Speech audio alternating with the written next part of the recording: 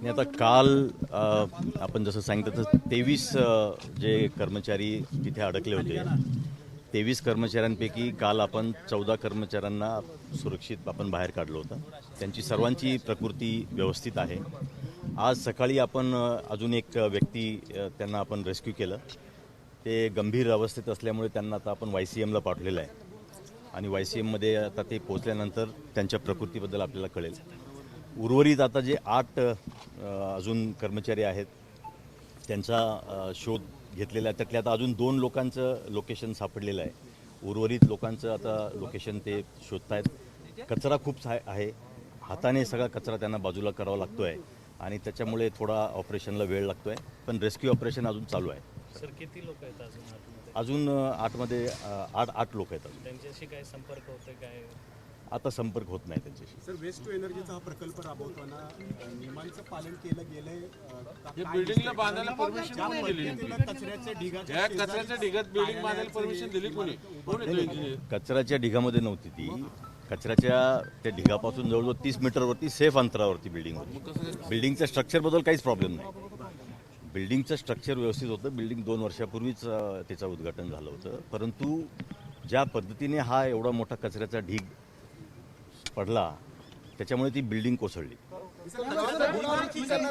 प्रकल्पात खाली ऑब्विसली पाया लागत नाही, कचराच असणार आहे. तिथे बिल्डिंग बांधायला परमिशन मिळालीच का? हा प्रश्न आहे. खाली कचरा नव्हता. बिल्डिंगचं व्यवस्थित प्लॅनिंग करून बिल्डिंगचा फाउंडेशन वगैरे सगळं व्यवस्थित केलेलं आहे. सर, प्लॅनिंग असतं तर हा दुर्घटना झाली नसती. सगळ्यात महत्त्वाचा हा ही नैसर्गिक आपत्ती आहे. इमारत पडलेली आहे, रेस्क्यू ऑपरेशन सुरू आहे.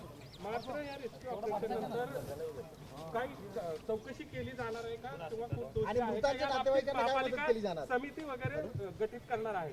मुळामध्ये त्याला धरून एक प्रश्न आहे की ज्या कंपनीला अँटोनीला हे सगळं टेंडर दिलं होतं त्या कंपनीचा एकही अधिकारी कंट्रोल रूम मध्ये अजूनही नाही. जेव्हा की आज प्रकल्प सुरू आहे, आज घटना घडली तर जबाबदार कोण? आणि आता अधिष्ठाता जे आहेत आपल्या महानगरपालिकेचे डीन, त्यांनी एक डिक्लेअर केलेला आहे, एक मयत आहे. तर सदोष मनुष्यवधाचा गुन्हा दाखल करणार आहोत का आपण ठेकेदाराच्या विरोधात? याच्यामध्ये आपण जर बघितलं तर ही नैसर्गिक आपत्ती आहे.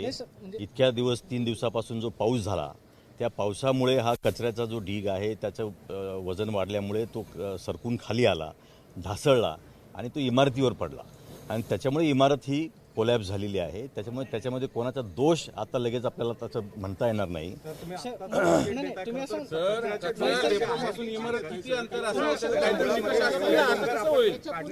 कचरा इमारत किती लांब असावी कचरा डेपोपासून, त्याचे काहीतरी निकष असतील ना. त्या निकषाचं पालन करूनच परवानगी दिली होती. मग कसं काय दुर्घटना घडली? नैसर्गिक आपत्ती येऊ शकते. अहो, हा इमारत बांधताना लक्षात आलं कचऱ्याच्या समर्थन करत नाही मी. गेले तिथं काही हा कचऱ्याचा जो डोंगर आहे याच्यावरती आपण बघतो JCB वगैरे सुद्धा जातो, पोकलेन जातो, ट्रक जाऊन त्याच्यावरती बॉय मायनिंगचं काम चालू आहे. त्याच्यामुळे तो असं कचऱ्याचा डोंगर पडेल असं कोणाला त्याचा शक्यताच नाही ना. पण पाऊसच इतका झाला आहे की त्या पावसामुळे खरं म्हणजे ही या बिल्डिंगच्या बाजूला सुरक्षा भिंत नव्हती का? सुरक्षा भिंत नव्हती का? जी 5 मीटर अंतरावरती किंवा 5 ते 10 फुटावरती भिंत असणं आवश्यक आहे, तशी कोणती नव्हती का? किती फूट उंचीची? मुळामध्ये बफर झोन आहे. 30 मीटरचा असल्यामुळे त्याच्यामुळे ती भिंत बांधण्याची त्याच्यामध्ये आवश्यकता भासली नव्हती, कारण 30 मीटर अंतर होतं. आता सर्वात मोठी प्रायोरिटी पहिल्यांदा रेस्क्यू करण्याची आहे. त्याच्यानंतर आम्ही सर्व बसू, महापौर साहेब, सगळे पदाधिकारी याच्यावरती चर्चा करू. आज आता काय तुम्हाला काय नाही, आता जे 8 लोक अडकलेले आहेत त्यांचा तर काही संपर्क होत नाहीये, परंतु त्यांना लोकेट करण्याचे प्रयत्न पूर्ण आर्मीचे NDRFचे चालू आहे. काही गुंजाइश आहे आणखी काही मृत्यू वाढले अपेक्षा करूयात की ते सुखरूप असतील. जर कदाचित वाढले तर याची जबाबदारी कुणाची? म्हणजे लोकांचा जीव एवढा सुस्त आहे का की आपण नैसर्गिक आपत्ती म्हणणार आणि नैसर्गिक आपत्ती म्हटलं की सगळ्या जबाबदाऱ्या आपोआपणे निसटून जातात. इथं भिंत नाहीये, प्रकल्पाचे कर्मचारी इथं प्रकल्पावरती नाहीयेत. जर कदाचित कचरा खाली येतोय तर भविष्यातच हे नियोजन करायला पाहिजे होतं ना. म्हणजे बिल्डिंग बांधताना प्लॅनमध्ये हे आलं नाही का की कचरा खाली येऊ शकतो, भविष्यात काय आपत्ती निर्माण होऊ शकते? म्हणजे याचा अर्थ की भविष्याचा विचार न करता ही इमारत बांधली असं याचा अर्थ होतो. नाही, हे बघा, ही जवळजवळ 82 पासूनचा हा कचऱ्याचा ढीग आहे आणि तसा तो कॅपिंग केलेला असल्यामुळे तो पक्का ढीग होता. त्यामुळे तो ढीग असा कोसळेल असा त्याच्यामध्ये सुतराम शक्यता नव्हती. फक्त आता ह्या समर्थन कसं करतं? नाही, कचरा समर्थन डेपोची करत कॅन्टीन नाहीये. बिल्डिंग उभारलीच कशी जाऊ शकतं? जे कोणी इंजिनिअरिंग फर्म पहिलं त्याला सस्पेंड केलं पाहिजे. प्रशासकीय इमारत आहे. नाही दबावाचा विषय नाही, दबावाचा विषय नाही, प्रशासकीय इमारत आहे. पहिल्यांदा कंत्राटदार काय कारवाई होणार सांगा? जीव गेला, एक गेला ऑर्डर, बाकीच्यांची काही दबाव नाही. जी वस्तुस्थिती मी आपल्याला सांगतोय आणि आता आपली प्रायोरिटी आहे पहिल्यांदा सर्वांना रेस्क्यू करण्याची. याबाबत आपण नंतर सर्व किती बोलू. तास झाले ऑपरेशन सुरू आहे आणि अजून किती वेळ चालेल? ही ऑपरेशन काल दुपारी 2:30 पासून चालू आहे आणि अजूनही आता हे जे 8 लोक आहेत त्यांना शोध घेण्याचा प्रयत्न चालू आहे. याच्यामध्ये मी मगाशी म्हटलं तसं वरचा जो कचरा खाली येतो त्या कचऱ्यामुळे हाताने तो कचरा काढतायत, परत कचरा येतोय, त्यामुळे त्याला वेळ लागतोय. त्यामुळे कदाचित अजून बराच वेळ ह्या पूर्ण रेस्क्यू ऑपरेशन. बोलण्यातून असं आहे ते अजूनपर्यंत कोणावरही जबाबदारी निश्चित केल्या गेली नाही याचं कारण नाही, आता तर आपण रेस्क्यूच्याच ऑपरेशनमध्ये आहोत. एवढी मोठी दुर्घटना घडते, पालिकेची बिल्डिंग दुसरी असते तर तुम्ही त्या बिल्डरवर कारवाई करून लगेच गुन्हा दाखल केला असता. इथं पालिकेवर आता पालिकाच दोषी दिसते या सगळ्या याच्यात. हे बघा, ही बिल्डिंग जर आपोआप पडली असती तर चौकशीचा प्रश्न येतो. आता जसं लँडस्लाईड होते त्या पद्धतीने जर कचऱ्याचा ढीग झालं नव्हतं असं म्हणायचं का? नाही नाही म्हणजे नाही, एवढा वर तसं म्हणतच नाही. आल्यानंतर सुद्धा कचरा building पडते, डेपोचं म्हणजे याचा अर्थ लँडस्लायडिंग कसं construction तुम्ही चांगलं नाव झालं देत नाही. असं?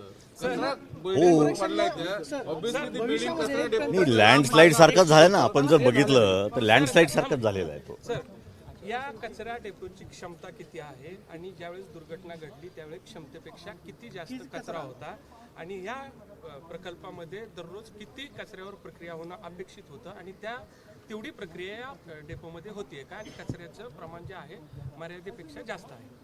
नाही, आता 2 गोष्टी वेगळ्या आहेत. या प्लॅन्टमध्ये ज्या कचऱ्याची प्रक्रिया होते तो साधारणतः 1300-1400 मेट्रिक टन कचरा आहे. तो शहरातनं जो आपण कचरा गोळा करतो त्याचं सेग्रिगेशन करून जो ओला कचरा असतो त्याचं कंपोस्ट केलं जातं आणि जो ड्राय कचरा आहे तो MRF म्हणजे ज्याला मटेरियल रिकव्हरी फॅसिलिटी म्हणतात त्याच्यातनं तो RDF सेपरेट केला जातो आणि तो RDF इथे जाळून त्याच्यातून जी एनर्जी निर्माण होते त्याच्यातून 12 मेगावॅट आपली एनर्जी निर्माण होते. हा जो कचरा आपण बघताय ना, हा कचरा हा जेव्हा महापालिका स्थापन झाली 1982 पासूनचा तेव्हापासूनचा याला लिगसी वेस्ट म्हणतात.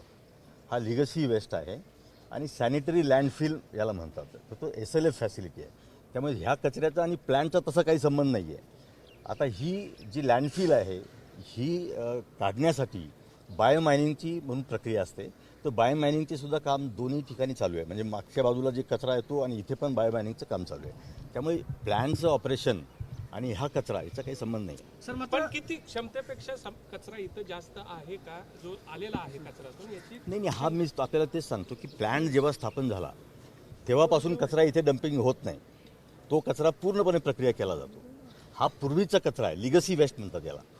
म्हणजे हा गेल्या 40-45 वर्षाचा जो कचरा आहे तो कॅपिंग करून तो ठेवलेला आहे आणि तो बायोमायनिंग करून आपण तो त्याचं सेपरेट करून मग तो हा डोंगर आपण तिथनं हटवणार. सर मात्र साधं गणित आहे. एखादी इमारत ज्यावेळेस आपण बांधतो त्यावेळेस त्याचा आपण वेट चेक करतो, याची क्षमता काय आहे, किती वजन पेलू शकतं. जर वरून कचरा आलाय तर याचा अर्थ की कंस्ट्रक्शन चांगलं झालेलं नव्हतं, ते इमारतीला झेपलं नाही. मग ही तरी जबाबदारी निश्चित करणार आहात की नाही? म्हणजे की भविष्यात एका साधं गणित आहे, म्हणजे वरून जर कचरा आला तर भविष्यामध्ये इमारत पडू नये यासाठी प्रकल्प उभारतानाच काय विचार केला गेला नव्हता? हे बघा, आपण जेव्हा बिल्डिंगचं कन्स्ट्रक्शन करतो तर इंजिनियर्सचं म्हणणं असं असतं की बिल्डिंग कन्स्ट्रक्शन करताना आपण व्हर्टिकल लोडचं बघत असतो, हॉरिझॉन्टल लोडचं आपण कधी प्लॅन करत नाही.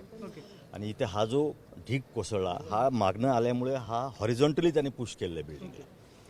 त्यामुळे ती बिल्डिंग कोलॅप्स झाली. आता आपण पाया व्यवस्थित लागला होता त्याचा. कचरा डेपोत पाया कसं काय लागू शकतो? नाही, खाली खदान होती ना. साधा प्रश्न आहे. कचरा डेपो नाही. भुसभुशीत असतो अहो, obviously. नाही, खाली इथं इथे खडक कसं काय मिळेल? इथं खाण होती त्यामुळे इथे खडक होता पूर्वी. ठीक है सर, हिंदी में जानना चाहते हैं अभी तक कितने लोग को निकाला गया है, क्या अभी अपडेट क्या है? कल से जो रेस्क्यू ऑपरेशन कल दोपहर 2:30 बजे से आज तक जो रेस्क्यू ऑपरेशन चालू है उसमें जो 23 लोग यहाँ पे फंसे थे उनमें से 14 लोगों को कल निकाला गया था. उनकी सारी जो सेहत है अच्छी है.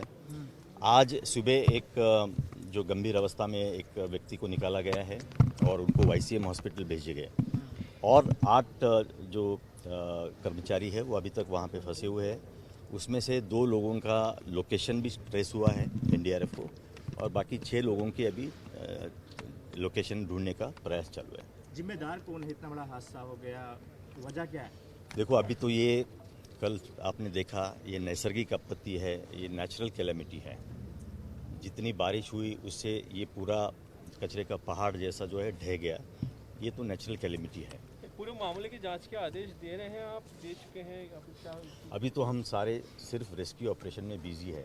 एक बार रेस्क्यू हो जाने के बाद इसके ऊपर विचार करेंगे। मामले की जांच होगी, लेकिन मामले की जांच होगी। इसके बाद में विचार करेंगे। सवाल ये भी उठ रहा है कि कूड़े के पहाड़ पे इसे बनाया गया था, क्या इसे कहीं और? कूड़े का पहाड़ नहीं था, ये खदान की पहले ये जो था, और जब ये बिल्डिंग बनाते हैं तो उसका नीचे का स्ट्रक्चर देखिए बिल्डिंग बनती है, इसमें कूड़ा नहीं था, पूरा पहाड़ उधर है। शहर के कमिश्नर ये नाते से आपको नहीं लगता कि इस चीज़ की इंक्वायरी होनी चाहिए जिन लोगों की जान गई है? नहीं, जरूर। अभी ये बहुत दुर्दैवी घटना है कि इन लोगों की अभी तो मतलब हम कह नहीं सकते, अभी तो बचाव कार्य अभी बाकी है, और हम सब प्रेयर कर रहे हैं कि वो सब जीवित बाहर आ जाए। बचाव कार्य को समय लग रहा है ज़्यादा? समय इसके लिए लग रहा है क्योंकि ये बहुत स्लोली करना पड़ रहा है। आप देख रहे हैं कि आपने देखा होगा बिल्डिंग पूरी स्ट्रक्चर उसका जो है वीक हो गया है, और जो एनडीआरएफ के आर्मी के जवान अंदर जा रहे हैं उनका कहना है कि स्ट्रक्चर में थोड़ा भी कुछ हलचल हो जाती है तो पूरी बिल्डिंग वापस ढह जाएगी। तो जो बचाव कार्य कर रहे हैं उनकी भी जान खतरे में आ सकती है, इसलिए बहुत डेलिकेटली धीरे से इसका बचाव कार्य सुरू आहे. किती वेळ लागेल अजून साधारण अंदाजे तरी? अजून एक मला वाटतं हा दिवस तरी जाईल आजचा दिवस. ये एक्चुअली बारिश जितना हुआ आप देखो 635 mm बारिश हुआ 36 आवर्स में. इतना बारिश होने के बाद वो जो कचरा के पहाड़ है उसमें जो पानी गया उसे वो हेवी हो गया और जैसे लैंडस्लाइड होता है वैसे वो ढह गया. एबीपी माझा, उघडा डोळे बघा नीट.